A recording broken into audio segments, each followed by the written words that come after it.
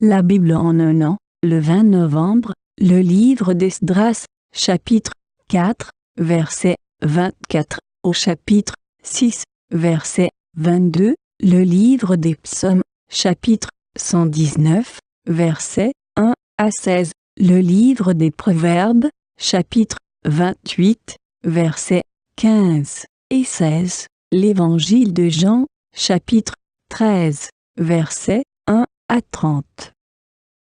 Le livre d'Esdras, chapitre 4. À ce moment-là, donc, le travail effectué pour la maison de Dieu à Jérusalem s'arrêta, et ce, jusqu'à la 2e année du règne de Darius sur la Perse. Le livre d'Esdras, chapitre 5. Les prophètes Agé et Zacharie, le fils d'Iddo, prophétisèrent à l'intention des Juifs qui se trouvaient en Juda et à Jérusalem, au nom du Dieu d'Israël qui était avec eux. Alors Zorobabel, fils de Shealtiel, et Josué, fils de Jotsadak, se levèrent et commencèrent à reconstruire la maison de Dieu à Jérusalem. Les prophètes de Dieu étaient à leur côté pour les soutenir.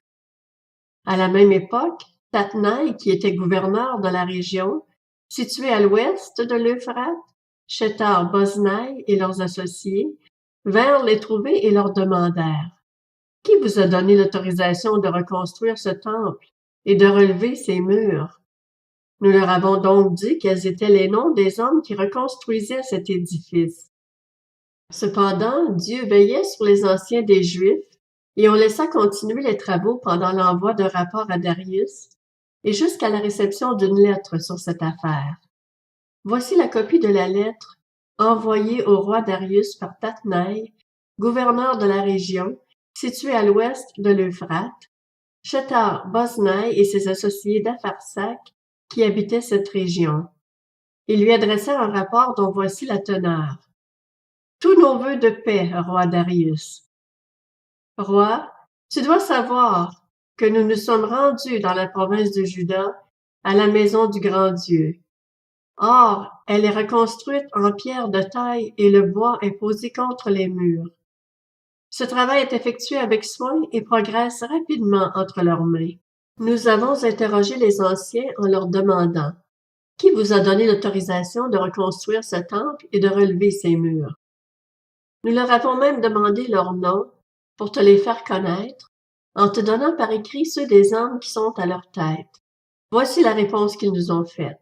« Nous sommes les serviteurs du Dieu du ciel et de la terre, et nous reconstruisons le temple qui avait été construit il y a bien longtemps. C'était un grand roi d'Israël qui l'avait construit et terminé. Mais nos ancêtres ont irrité le Dieu du ciel, de sorte qu'il les a soumis à la domination du Babylonien Nebuchadnezzar, roi de Babylone, qui a détruit ce temple et exilé le peuple à Babylone. Toutefois, la première année de son règne sur Babylone, le roi Cyrus a donné l'ordre de reconstruire cette maison de Dieu.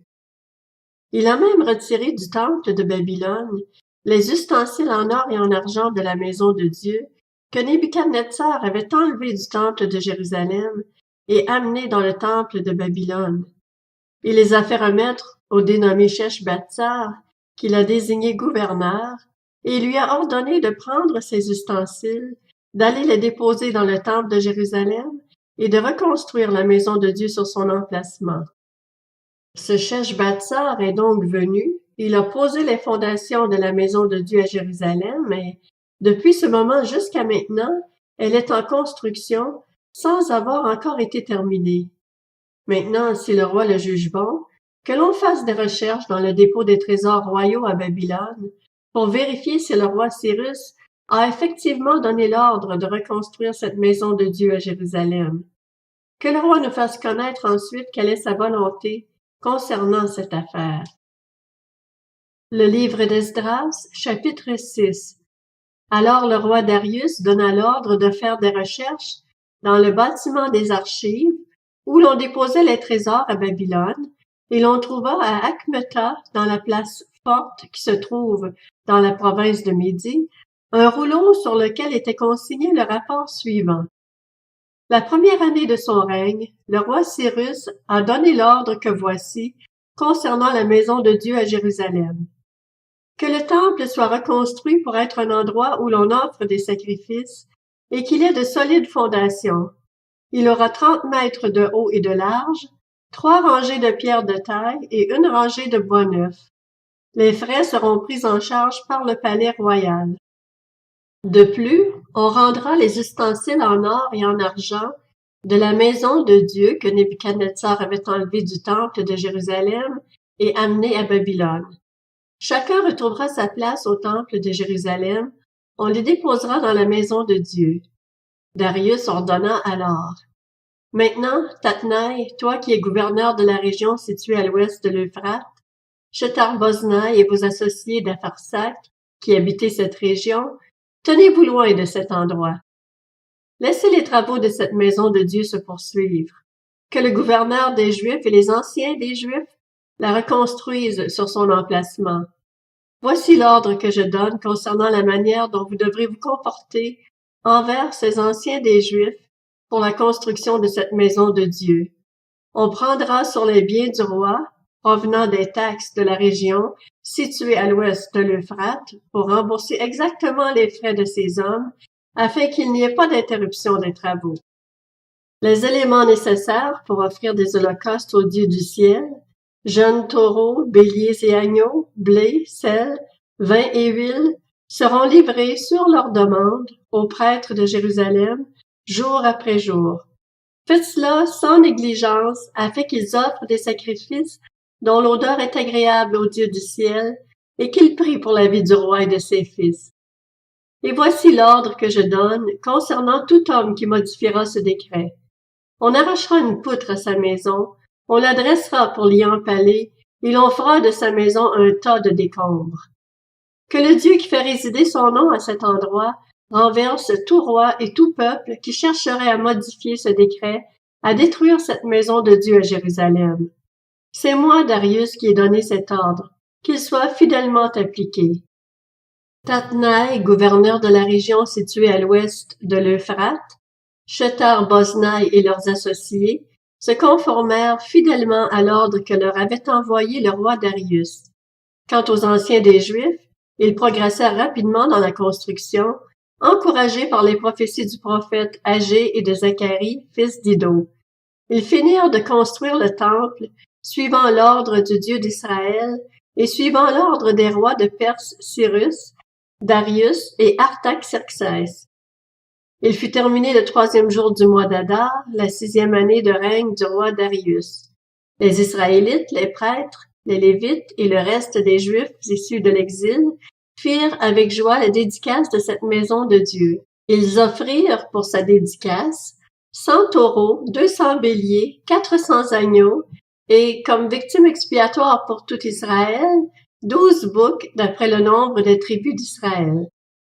Ils mirent en place les prêtres selon leur classe et les Lévites selon leur division pour le service de Dieu à Jérusalem, conformément à ce qui est écrit dans le livre de Moïse. Les Juifs issus de l'exil célébrèrent la Pâque le 14e jour du 1er mois. En effet, les prêtres et les Lévites s'étaient purifiés ensemble, tous étaient purs. Ils sacrifièrent l'agneau pascal pour tous les Juifs issus de l'exil, pour leurs frères, les prêtres, et pour eux-mêmes. Les Israélites revenus d'exil mangèrent le repas de la Pâque, de même que tous ceux qui avaient pris leur distance d'avec les pratiques impures des nations installées dans le pays, et s'étaient joints à eux pour rechercher l'Éternel, le Dieu d'Israël. Ils célébrèrent avec joie pendant 7 jours la fête des pains sans levain, car l'Éternel les avait réjouis en disposant le roi d'Assyrie à les soutenir dans les travaux de la maison de Dieu, du Dieu d'Israël. Le livre des Psaumes, chapitre 119. Heureux ceux dont la conduite est intègre, ceux qui marchent suivant la loi de l'Éternel. Heureux ceux qui gardent ses instructions, qui le cherchent de tout leur cœur, qui ne commettent aucune injustice et qui marchent dans ses voies. Tu as promulgué tes décrets pour qu'on les respecte avec soin. Que mes actions soient bien réglées, afin que je respecte tes prescriptions. Alors je ne rougirai pas de honte devant tous tes commandements.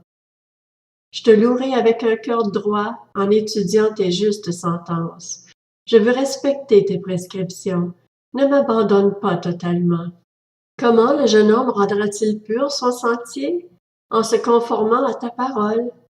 Je te cherche de tout mon cœur. Ne me laisse pas m'égarer loin de tes commandements. Je serre ta parole dans mon cœur afin de ne pas pécher contre toi. Béni sois-tu, Éternel, enseigne-moi tes prescriptions. De mes lèvres, j'énumère toutes les sentences que tu as prononcées. J'ai autant de joie à suivre tes instructions que si je possédais tous les trésors. Je médite tes décrets, j'ai tes sentiers sous les yeux. Je fais mes délices de tes prescriptions, je n'oublie pas ta parole. Le livre des Proverbes, chapitre 28. Un lion rugissant, un ours affamé, voilà ce qu'est le méchant qui domine sur un peuple sans ressources. Un prince, dépourvu d'intelligence, multiplie les actes d'extorsion, mais celui qui déteste le profit malhonnête prolongera sa vie. L'Évangile de Jean, chapitre 13. Avant la fête de la Pâque, Jésus, sachant que son heure était venue de passer de ce monde au Père, et ayant aimé ceux qui lui appartenaient dans le monde, les aima jusqu'à l'extrême. C'était pendant le souper. Le diable avait déjà mis dans le cœur de Judas l'Iscariote, fils de Simon, l'intention de le trahir. Jésus savait que le Père avait tout remis entre ses mains, qu'il était venu de Dieu et qu'il retournait vers Dieu. Il se leva de table, quitta ses vêtements et prit un linge qu'il mit autour de sa taille. Ensuite, il versa de l'eau dans un bassin et il commença à laver les pieds des disciples et à les essuyer avec le linge qu'il avait autour de la taille. Il arriva donc vers Simon-Pierre qui lui dit « Toi, Seigneur, tu me laves les pieds. » Jésus lui répondit « Ce que je fais, tu ne le sais pas maintenant, mais tu le comprendras par la suite. » Pierre lui dit « Non, jamais tu ne me laveras les pieds. » Jésus lui répondit « Si je ne te lave pas, tu n'auras pas de part avec moi. » Simon-Pierre lui dit « Seigneur, non seulement les pieds, mais encore les mains et la tête. » Jésus lui dit « Celui qui s'est baigné n'a besoin que de se laver les pieds pour être entièrement pur, et vous êtes purs, mais pas tous. » En effet, il connaissait celui qui était prêt à le trahir. Voilà pourquoi il dit « Vous n'êtes pas tous purs. » Après leur avoir lavé les pieds, il reprit ses vêtements, se remit à table et leur dit « Comprenez-vous ce que je vous ai fait? Vous m'appelez Maître et Seigneur et vous avez raison, car je le suis. Si donc je vous ai lavé les pieds, moi, le Seigneur et le Maître, vous devez aussi vous laver les pieds les uns aux autres, car je vous ai donné un exemple afin que vous fassiez comme je vous ai fait. En vérité, je vous le dis, le serviteur n'est pas plus grand que son Seigneur, ni l'apôtre plus grand que celui qui l'a envoyé. Si vous savez cela, vous êtes heureux, pourvu que vous le mettiez en pratique. Je ne parle pas de vous tous, je connais ceux que j'ai choisis, mais il faut que l'Écriture s'accomplisse. Celui qui mange le pain avec moi a levé son talon contre moi. Je vous le dis déjà maintenant, avant que cela n'arrive, afin que lorsque cela arrivera, vous croyiez que moi je suis. En vérité, je vous le dis, qui reçoit celui que j'aurai envoyé me reçoit, moi, et qui me reçoit, reçoit celui qui m'a envoyé. Après avoir dit ces paroles, Jésus fut profondément troublé, et il déclara solennellement, en vérité, je vous le dis, l'un de vous me trahira. Les disciples se regardaient les uns les autres sans savoir de qui ils parlaient. Un des disciples, celui que Jésus aimait, était à table à côté de Jésus. Simon-Pierre lui fit donc signe de demander qui était celui dont parlait Jésus. Ce disciple se pencha vers Jésus et lui dit, « Seigneur, qui est-ce? » Jésus répondit, « C'est celui à qui je donnerai le morceau que je vais tremper. » Puis il trempa le morceau et le donna à Judas, fils de Simon l'Iscariote. Dès que Judas eut pris le morceau, Satan entra en lui. Jésus lui dit, « Ce que tu fais, fais-le rapidement. » Aucun de ceux qui étaient à table ne comprit pourquoi il lui disait cela. Comme Judas tenait la bourse, quelques-uns pensaient que Jésus lui disait « Achète ce dont nous avons besoin pour la fête » ou qu'il lui demandait de donner quelque chose aux pauvres. Après avoir pris le morceau, Judas sortit aussitôt. Il faisait nuit.